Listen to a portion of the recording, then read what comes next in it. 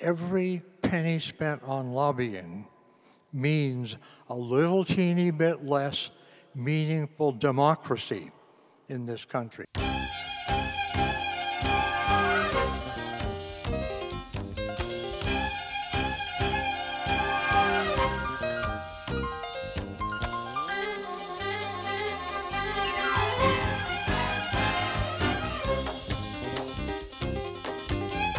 The following excerpts are from a talk by former CIA analysts Bill and Kathleen Christison, given at St. Mark's Cathedral in Seattle, Washington, on February 19, 2010, under the sponsorship of Sabeel, Seattle, and Puget Sound.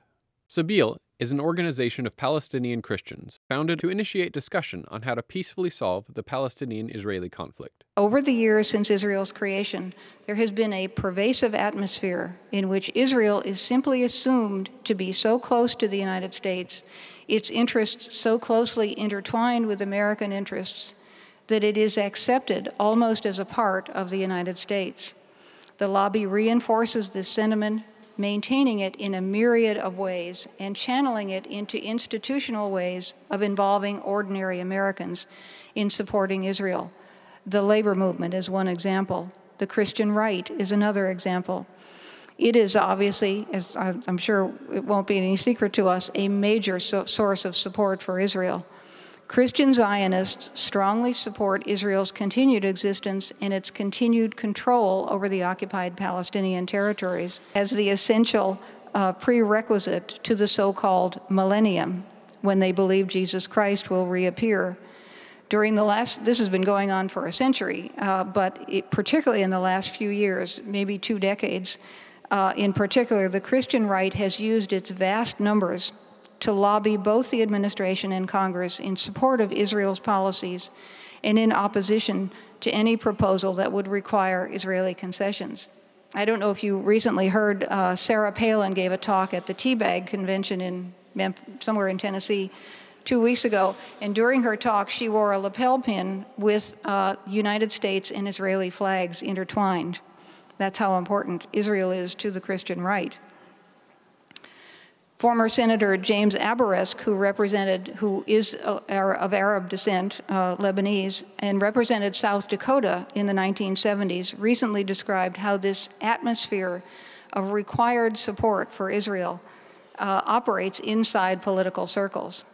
The support Israel enjoys in Congress, he said, is based completely on political fear, a fear that anyone who does not do what Israel wants done will be defeated by the lobby. This pressure creates a kind of self-censorship that silences criticism of Israel, and this silence imposed by the lobby ripples down the line, even beyond Congress. Even one congressional critic who speaks out is attacked by the lobby, Abaresk said, quote, on the grounds that if Congress is completely silent on the issue, the press will have no one to quote, which effectively silences the press as well. Any journalists or editors who step out of line are quickly brought under control by well-organized economic pressure against the newspaper caught sinning, unquote. This kind of silencing has a direct impact on policy formulation, and it also has a longer-term, more indirect impact, because this is the atmosphere in which future policymakers grow up.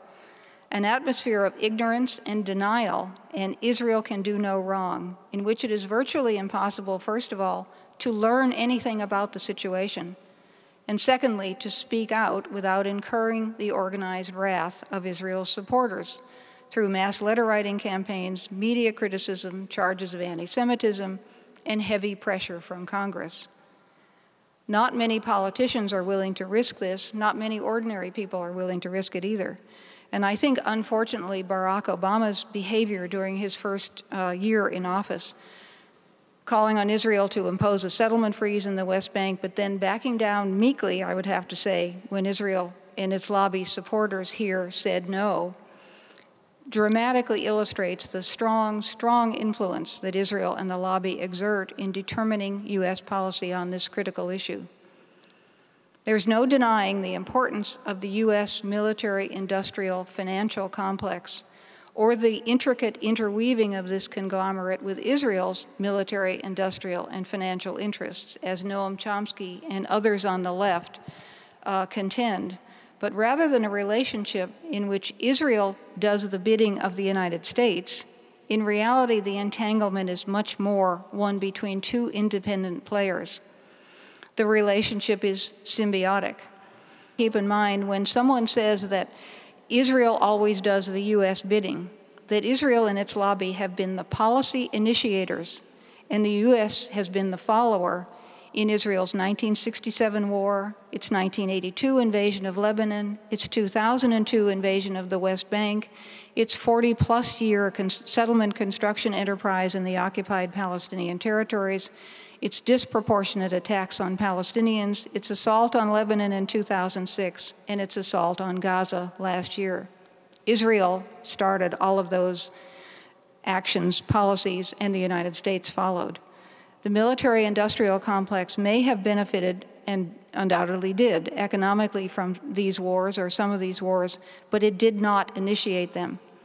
Israel initiated them. The Israel lobby supported them and worked to ensure U.S. support for them.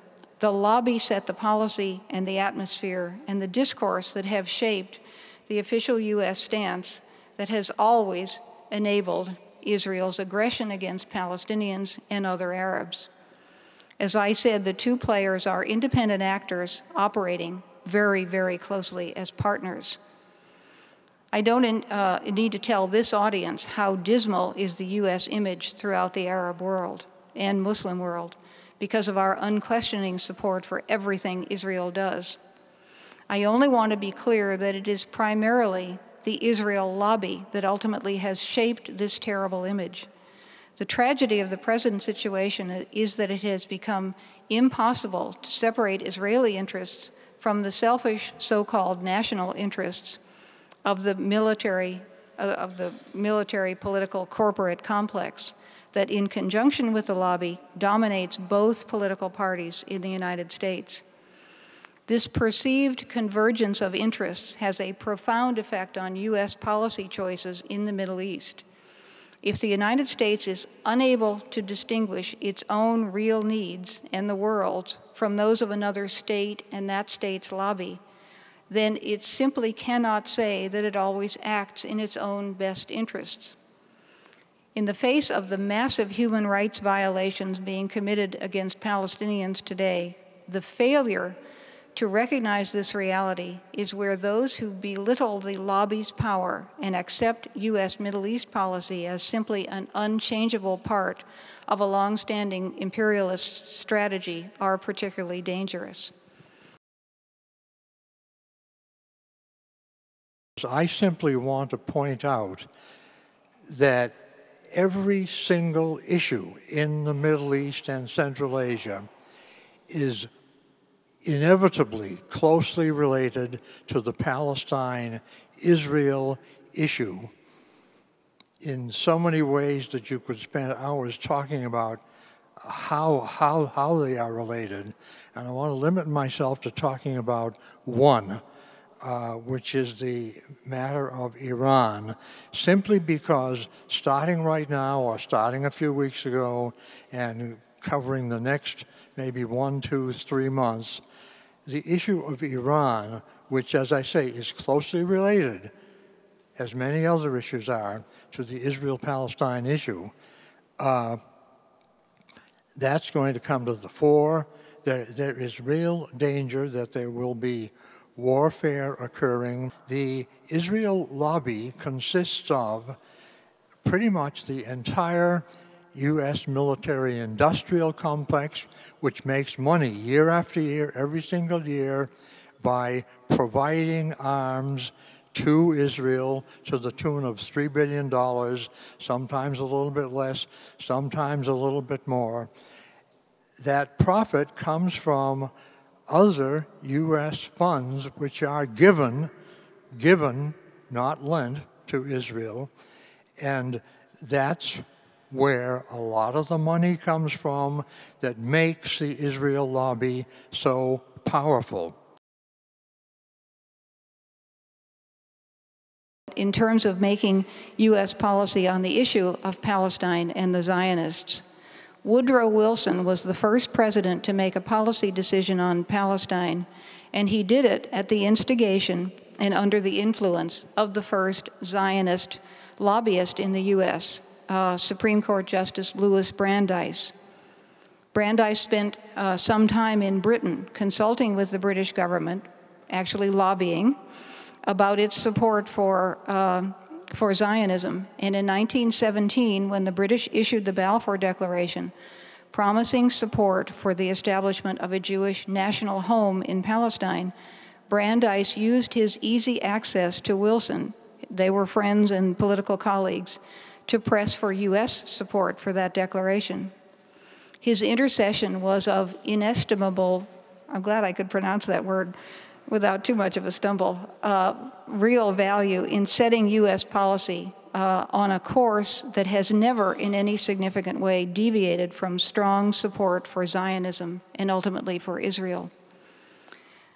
Zionist lobbying in those early days did not stop with Brandeis. There were other Zionist activists in key positions able to influence policy and influence Congress. And even in this early period, American Zionists proved to be skilled, well-organized, very dedicated, and numerous enough to get the job done.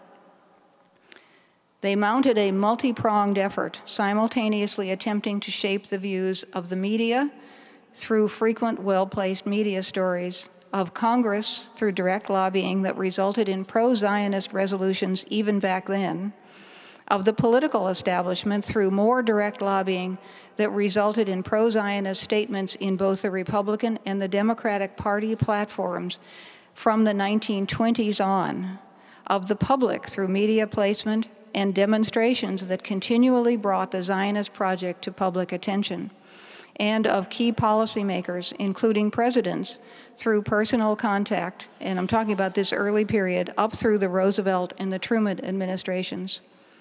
The effort was very sophisticated, and it was incredibly effective. The mindset was more or less set in concrete by the time Harry Truman had to make a decision on supporting statehood for Israel. He actually had misgivings about a state based on a religion, but he was subject to such heavy lobbying by Zionist advocates, and he had a great deal of sympathy for the Jews and their situation in the aftermath of the Holocaust. He was subject to heavy lobbying and had this sympathy that he ultimately gave in to the formation of a Jewish state and support for a Jewish state. There were lobby pressures from outside the White House, but even more importantly, his three closest White House aides lobbied strongly and very emotionally for Israel. So Truman went along with them, even though, and this is very important to note, all of his national security advisors at the time, military and political, were totally opposed to the creation of a Jewish state on the grounds that this would disadvantage the United States in the Cold War with the Soviet Union, that it would endanger U.S. access to the Middle East's oil resources, and that it could lead to war. Now that was prophetic. And it has been ever thus. Over the years since Israel's creation, there has been a pervasive atmosphere in which Israel is simply assumed to be so close to the United States, its interests so closely intertwined with American interests, that it is accepted almost as a part of the United States. Now, how did this identity of interests and the uniquely strong U.S. tie to Israel arise? There are actually, as I'm sure most of you know, there are two schools of thought on the question of how that tie arose and the importance of the Israel lobby in influencing U.S. policy and cementing the U.S.-Israeli relationship. One is led by Noam Chomsky. It holds that U.S. interests are cynically determined by the so-called political ruling class made up of the elites of the military, corporate, government complex, and that these interests, which may or may not in fact be the true interests of the American people, actually are identical with Israeli interests. But this is the important part of their advocacy, I think, of this school of thought's advocacy. This school of thought believes that Israel is a strategic asset of the United States that serves U.S. imperialism, and that because the U.S. sets the policy and Israel follows U.S. orders, the lobby has only minimal influence on policymaking.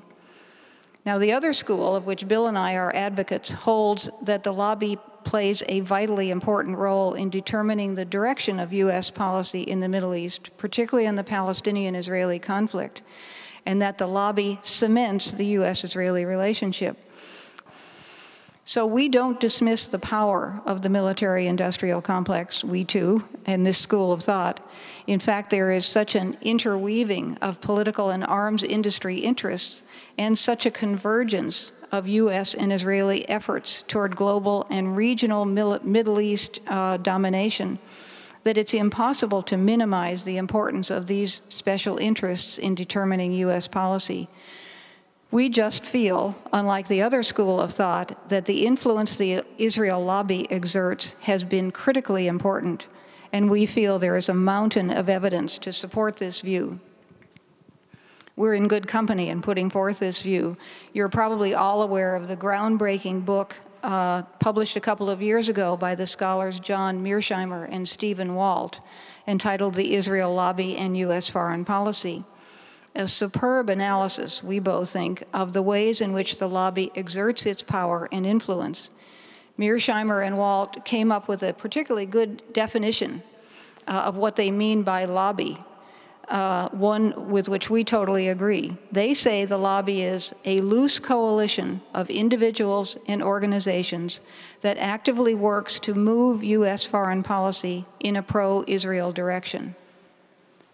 I want to repeat that. The lobby is, in their definition, a loose coalition of individuals and organizations that actively works to move U.S. foreign policy in a pro-Israel direction.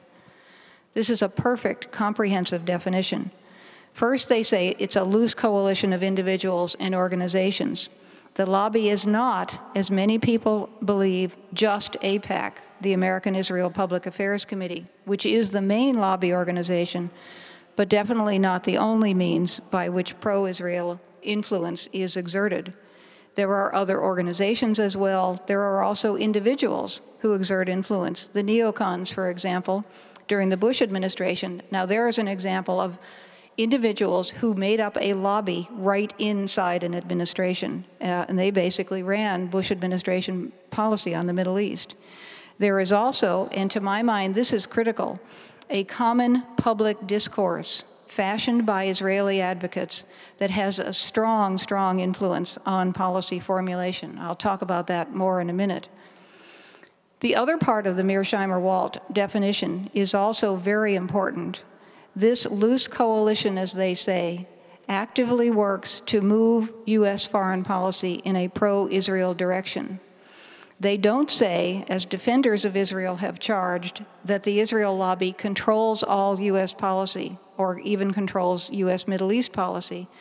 The lobby, individuals as well as organizations, simply works hard to move policy in a pro-Israel direction. Sometimes it doesn't succeed, sometimes it's defeated, which is why control is not the right word. But the lobby most certainly does work to move policy in a pro-Israel direction, and it's successful more often than not. The examples are myriad, but most important, I think, is the pro-Israel discourse that I mentioned a moment ago, a mindset and a set of assumptions that determine how we all automatically think about Israel when we hear the name mentioned, what we all think when we hear the name Palestinians mentioned. This is a public discourse, a mindset that has been building and being shaped and being internalized for almost a century, since well before Israel was created.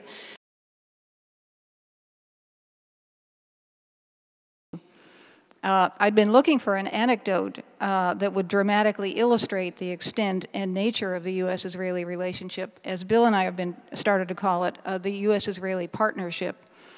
And an anecdote that would make you all perk up your ears and keep you awake at mid-morning. A good one dropped in my lap just a little while ago. It comes from a blog called Mondo Weiss, which is written by Philip Weiss.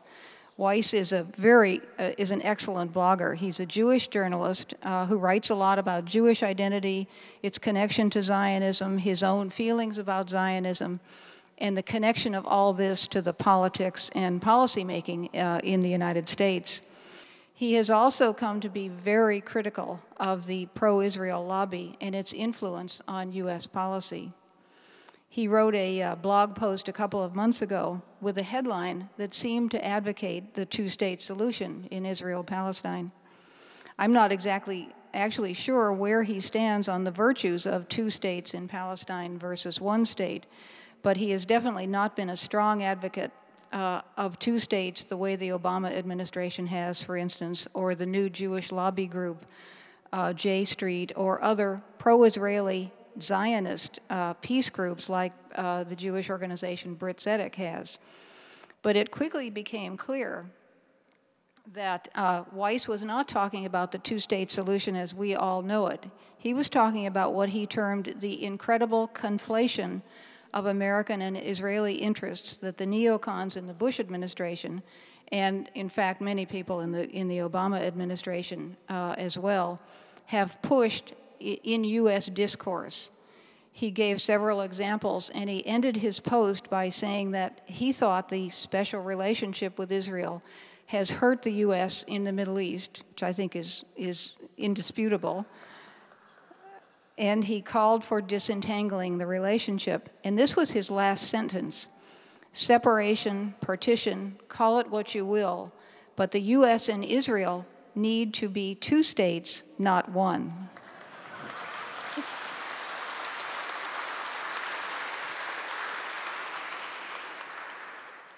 Two states, not one. And he's, as I said, he's not talking about Israel and Palestine, he's talking about the U.S. and Israel. Now that's dramatic, I think, and very thought-provoking. And thank you, a good response from this audience. To have a serious Jewish journalist who devotes his entire time, his entire blog, to probing the realities and the consequences of the U.S. partnership with Israel, to have him conclude that there is a very harmful identity of interests is very, very striking.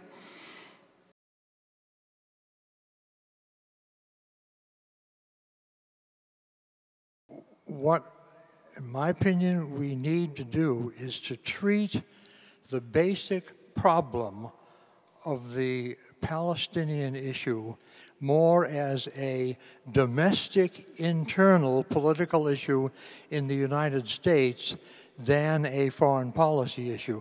Obviously, the results come out in our foreign policy, but what we have is such disunity inside the United States that this becomes a major domestic political issue which is being decided on a daily basis.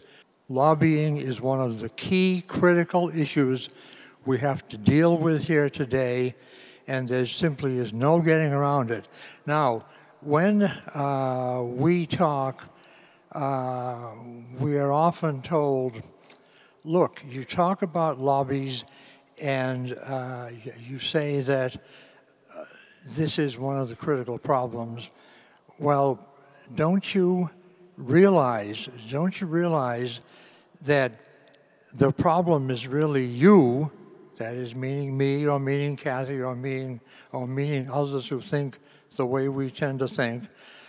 You are just simply not good enough lobbyists. You become more skillful. You can be just as good a lobby as the Israel lobby is today. And that, to me, avoids the biggest part of the problem. We don't need to just become better lobbyists on our own.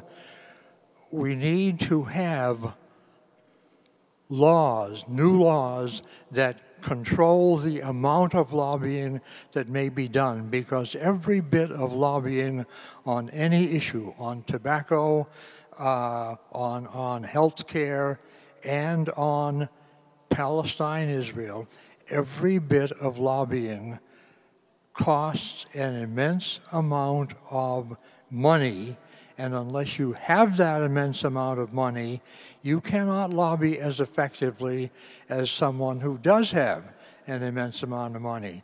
New laws have got to be passed limiting lobbying in the United States, and what has happened instead is our side of this issue has simply lost another big round in the past month with the newest decision of the U.S. Supreme Court saying that corporations, just as people, have every right to spend every cent they want to spend on lobbying, and nothing should prevent that from happening. Well, that's exactly what we have to fight against, because every penny spent on lobbying means a little teeny bit less meaningful democracy in this country.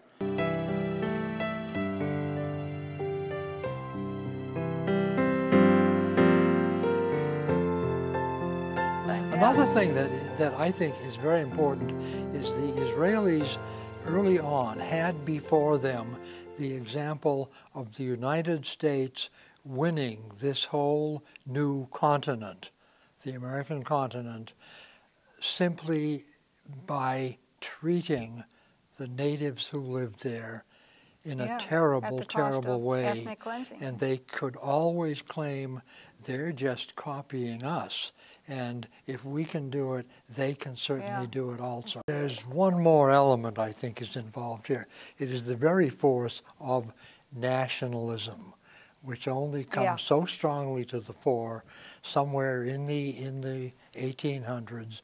But nationalism has made a majority of people now in Israel, and a majority of Israelis, and a majority of Americans regard their own countries, our own country and Israel as a country, as exceptional.